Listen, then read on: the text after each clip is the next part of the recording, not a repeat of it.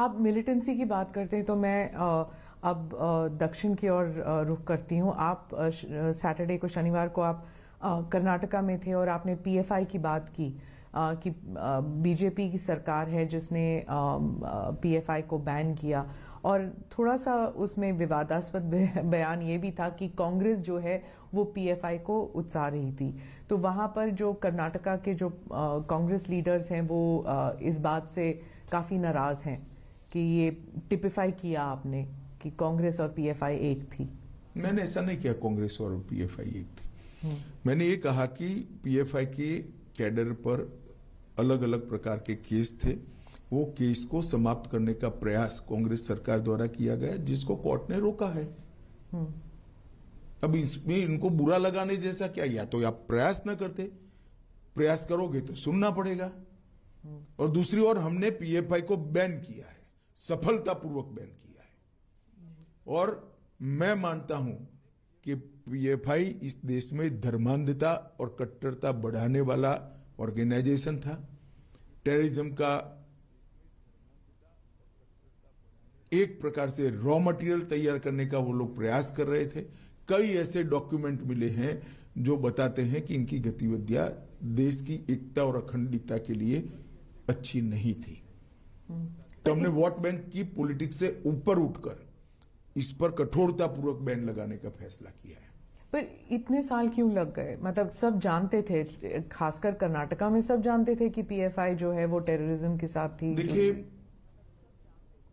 एक समय था जब पीएफआई दक्षिण कर्नाटक और केरल का प्रॉब्लम था।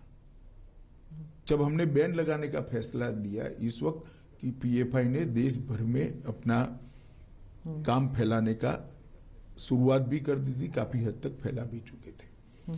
और कुछ इस प्रकार की एजेंसियों के पास सूचनाएं भी आई जिसमें देरी करना या शंका का लाभ देना ठीक नहीं था।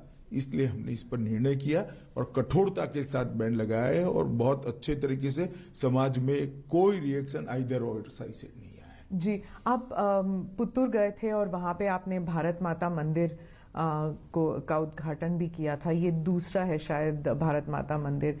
तो वहां पे चर्चा शुरू हो गई है कि चुनाव प्रचार शुरू कर दिया है अमित शाह जी ने, और एक कॉकटेल बना रहे हैं हिंदुत्व कम पेट्रियोटिज्म, इस सब का मिला के। देखिए, बड़ी दुर्भाग्यपूर्ण स्थिति है कि भारत माता का मंदिर कोई जो बनाता है जिसमें तात्या टोपे से लेकर सावरकर जी से लेकर एक्का तक, परमवीर चक्र एक्का तक की तस्वीरें लगी हैं, और भारत माता का मंदिर बनाने का जो प्रयास हुआ है, मैं आपको कहता हूं, आप भी कभी समय मिलिए तो जाइएगा, आप तो कर्नाटक से ही है।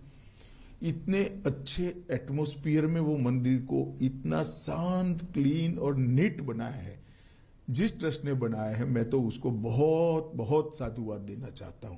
और अगर वो भारत माता के मंदिर में जाने से मुझ पर कोई आरोप लगता है तो सभी आरोपों को मैं स्वीकार भी करता हूं और स्वागत भी करता हूं। सिद्धरामैया जी और डीके शिव कुमार कह रहे हैं कि आप अमित शाह जी और मोदी जितनी बार भी आए, कर्नाटका के लोगों ने तय कर लिया है कि बीजेपी की सरकार नहीं आएगी इस बार। चलिए, वो तो ऐसा ही कहेंगे, हमारे लिए अच्छा नहीं कहेंगे क्योंकि हमारे सामने वो चुनाव लड़ रहे हैं। मगर कर्नाटक के अंदर पूर्ण बहुमत की भारतीय जनता पार्टी की सरकार बनने जा रही है।